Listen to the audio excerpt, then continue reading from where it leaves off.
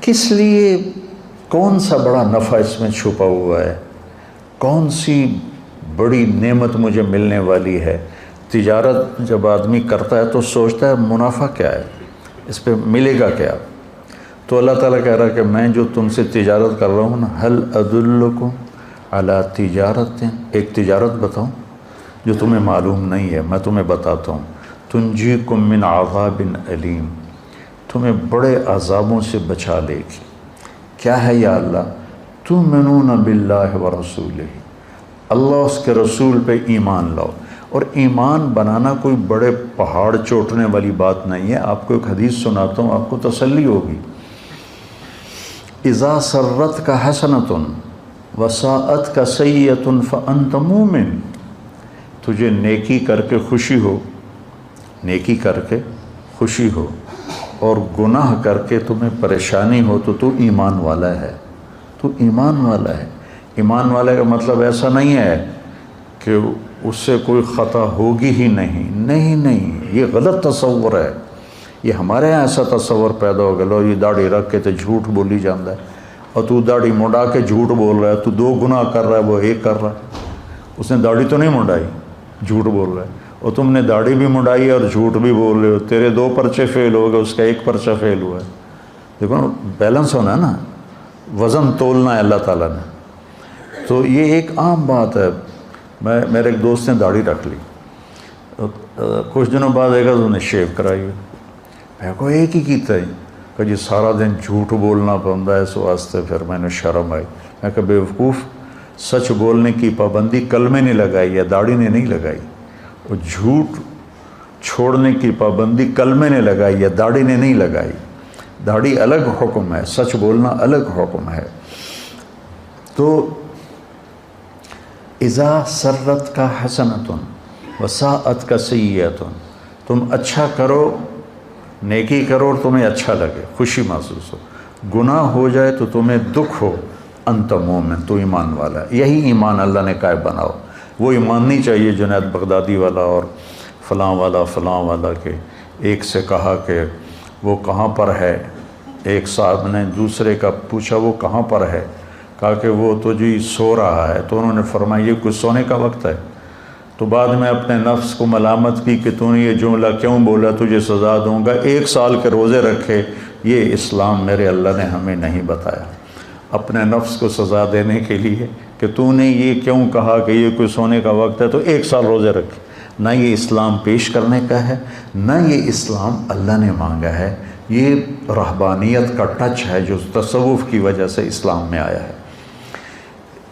اس لیے میں کہتا ہوں صحابہ کی زندگی پڑھو جس میں تمہیں اسلام جھلکتا ہوا نظر آئے گا، اپنے نبی کی زندگی پڑھو تمہیں اسلام نظر آئے گا۔ بعد کے جو بزرگوں کے واقعات ہیں، اور ایک تو اکثر جھوٹے ہیں، ان میں کوئی حقانیت نہیں ہے، جو ہیں تو وہ غلوف ہیں، جن کو غلوف کا مطلب ہوتا ہے کہ بہت زیادہ شدت پسندی ہے، تو وہ ہمارے لیے معیار نہیں۔ معیار میرے نبی کی زندگی، معیار میرے نبی کی زندگی۔ حضرت عائشہ فرماتی ہیں کہ اللہ کے نبی روزے کے ساتھ ہوتے تھے، رمضان کی وجہ سے حدیث یاد آئی، اور نماز اذان ہو جاتی تھی اور نماز پڑھانے کے لیے نکل رہے ہوتے تھے، اور اپنی بیوی کا بوسہ لے کر باہر نکلتے تھے۔ نماز پڑھانے جا رہے ہیں اور روزے دار ہیں، اور بیوی کو جا کے در رہے ہیں نماز پڑھانے، بیوی کو چومتے ہوئے جا رہے ہیں۔ تو حضرت عروہ بن زبیر تھے اس حدیث کے راوی، کہنے لگے میں نے کہا خالہ پھر وہ آپ ہی ہوگی، تو وہ حضرت عائشہ ہنس پڑیں، جس کا مطلب تھا کہ ہاں وہ میں ہی تھی۔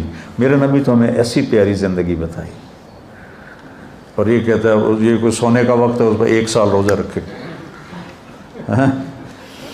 وہ ایک آدمی مسلمان ہوا تو اس کو پیشاب آیا تو انہیں ادھر منہ کیا، وہ ادھر قبلہ ہے، اس بیچارے نے ادھر منہ کیا، وہ ادھر پرانا قبلہ ہے، اس نے ادھر منہ کیا، وہ قبلے نو کانڈ ہو گئی، اس نے ادھر منہ کر کے پیشاب کیا۔ جب گھر گیا تو بیگم کہنے لگی بسم اللہ بسم اللہ، آکھنے لگا بسم اللہ تو کر رہے ہیں تو پیشاب کر دی واری تینوں پتہ لگ جائے گا۔ تو ایسا اسلام ہمیں نہیں چاہیے، یہ اسلام نہیں ہے، یہ لوگوں کے اپنے ذوق کی چیزیں ہیں۔ 30 سال سے میں ستو کھا رہا ہوں، ہے نا فضائل اعمال میں واقع، بھائی تو کھا ستو سانو کیوں دسی جانا ہے؟ میرے نبی نے تو ساری زندگی کھانا کھایا ہے، پسند۔ میرے نبی نے صرف 1 دفعہ باسی روٹی کھائی، ام ہانی کے گھر، ورنہ ساری زندگی آپ یا تازہ کھایا یا فاقہ کیا، یا آپ تازہ کھاتے تھے یا فاقہ کرتے تھے، آپ نے رکھا ہوا کھانا نہیں کھایا۔ صرف فتح مکہ پر ام ہانی رضی اللہ عنہ کے گھر باسی روٹی تھی، آپ نے تھوڑی ان کی دلداری کے لیے کچھ کھا لی ہوگی، ورنہ آپ کی عادت مبارکہ تھی یا آپ تازہ کھاتے تھے یا پھر فاقہ فرماتے تھے۔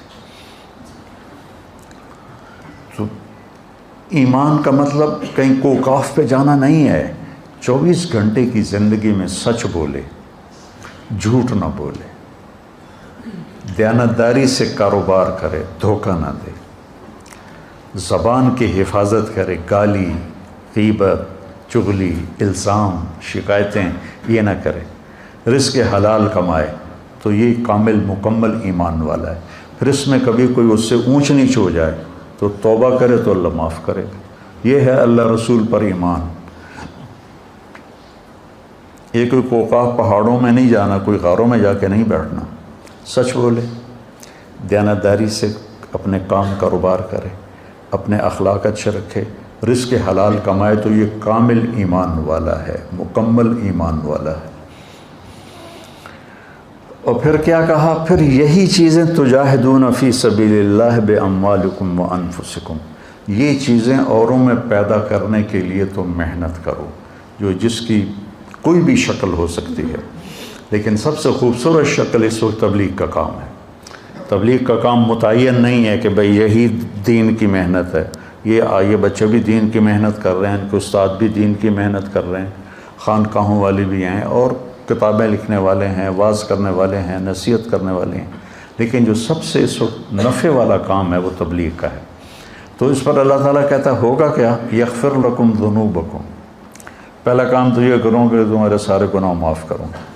قوم نوح کے لیے اللہ نے کہا یغفر لکم، کیا ہے بلا؟ من ذنوبکم، تمہارے کچھ گناہ معاف کرے گا۔ اور ہمیں اللہ نے کہا یغفر لکم ذنوبکم، تمہارے سارے معاف کروں گا۔ سبحان اللہ، تو گناہوں کی معافی ہو جائے تو بہت بڑی بات۔ پھر یدخلکم، تمہیں جنت میں پہنچاؤں گا، کون سی؟ تجری من تحتها الانہار، جس میں دریا بہتے ہیں۔ نہر عربی میں دریا کو کہتے ہیں، ہمارے ہاں نہر کا ترجمہ اور ہے، اور عربی میں نہر دریا کو کہتے ہیں، یہ ہمارے والی نہر کو نہیں کہتے جس کو نکالا جاتا ہے۔ تو ایک ایسی جگہ لے جائے گا جہاں دریا بہتے ہیں، کس کے؟ من ماء غیر آسن، پانی ہے جو گدلا نہیں ہوتا، من لبن، دودھ ہے، لم یتغیر طعمہ، جس کا ذائقہ نہیں بدلتا، تھوڑے دیر دودھ پڑ رہے کھٹا ہو جاتا ہے، وہ دودھ کبھی کھٹا نہیں ہوگا۔ من عسل مصفی، شہد ہے جس کو چھاننے کی ضرورت کوئی نہیں ہے، ہم چھتا لیتے ہیں تو اس کو چھانتے ہیں۔ من خمر لذت للشاربین، اور شراب ہے جو لذت کے ہے پینے والوں کی۔ یہ تین چیزوں کے ساتھ اللہ نے یہ لفظ استعمال نہیں کیا، لذت للشاربین، پانی بھی ضرورت ہے، دودھ بھی ضرورت ہے، شہد بھی ضرورت ہے، اور شراب لوگ ضرورت کے لیے نہیں پیتے، لذت کے لیے پیتے ہیں۔ لیکن پاگل پھر الٹیاں کر رہے ہوتے ہیں، منہ سے بدبو آ رہی ہوتی ہے، شرابیوں کے ساتھ وقت گزر، ہمارے ساتھ کالج کے لڑکے شراب پیتے تھے، تو الٹیاں آ رہی ہیں، اندر ہی پیشاب نکل رہا ہے، بری حالت ہوتی ہے، اور بے ہوش ہو گئے تو لذت کا احساس ویسے ہی ختم ہو گیا۔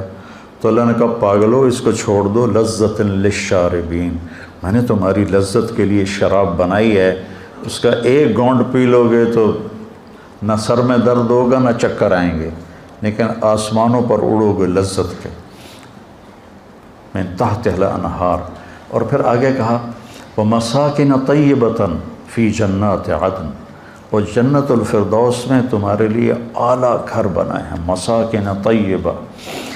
جنت الفردوس کے گھر کی ایک اینٹ سونے کی ہے، ایک چاندی کی ہے، ایک موتی کی ہے، ایک یاقوت کی ہے، ایک زمرد کی ہے، اور مشک اس کا گارا ہے، مشک اس کا گارا ہے، اور زعفران اس کی گھاس ہے، اور اللہ کا عرش ان کی چھت بنایا ہے اللہ تعالیٰ۔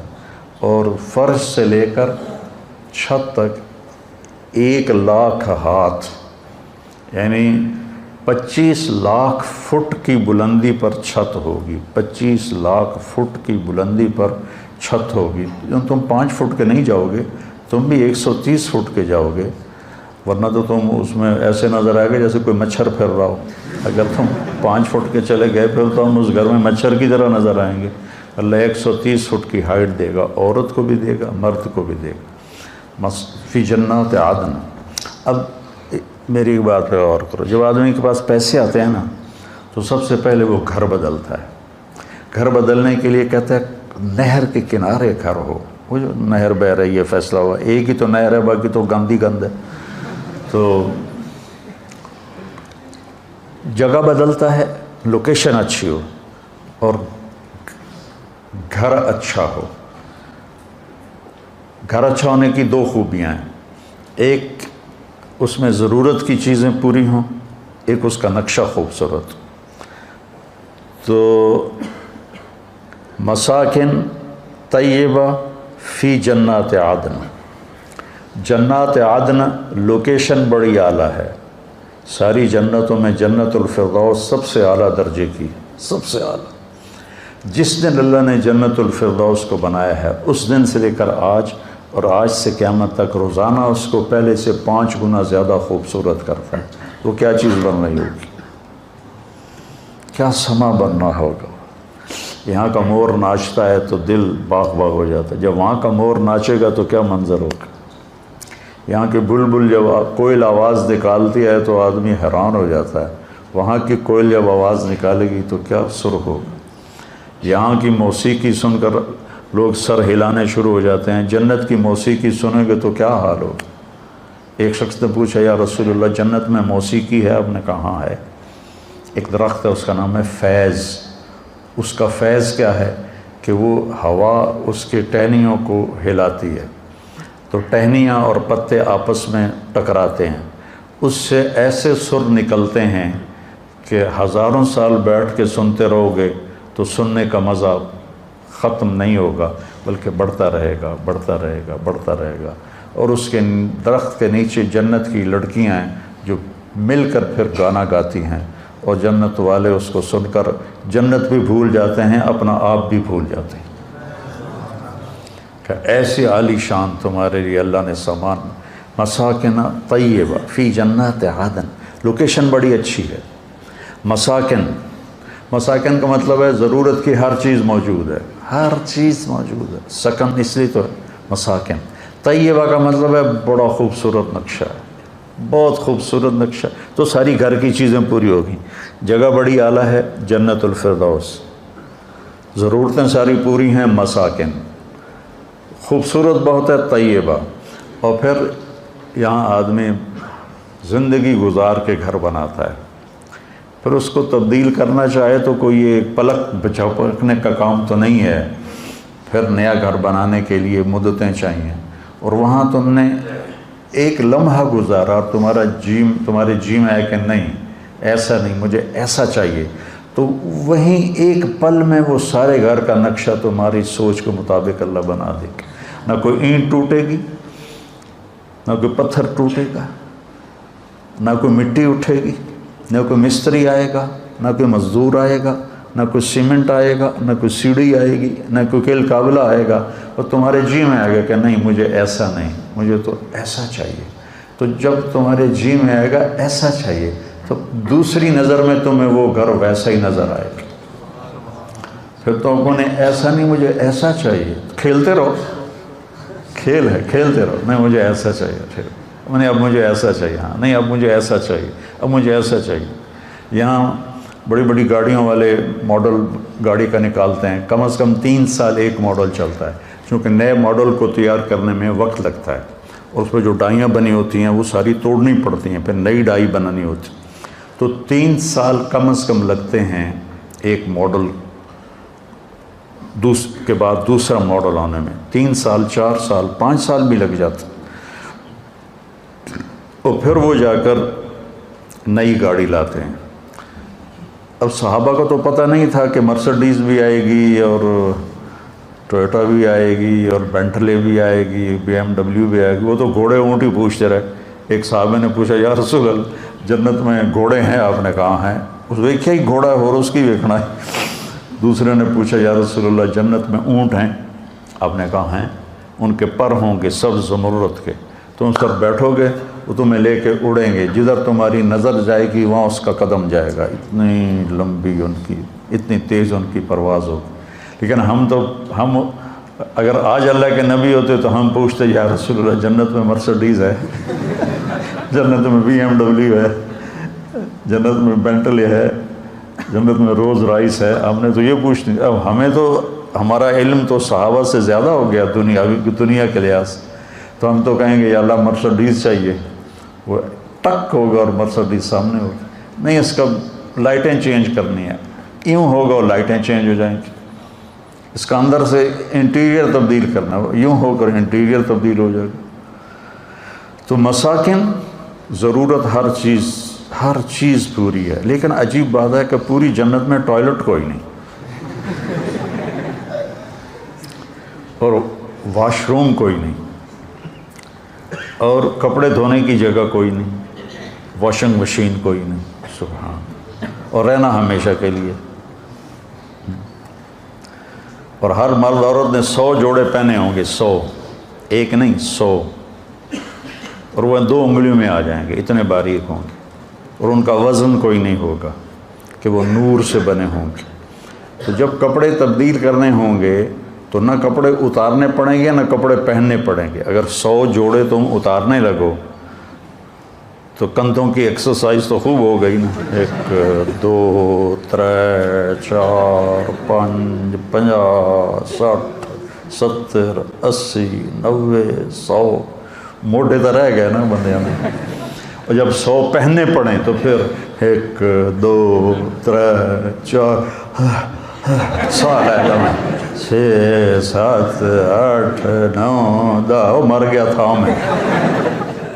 ہائے ہائے ہائے ہائے ہائے کیا جنت ہے.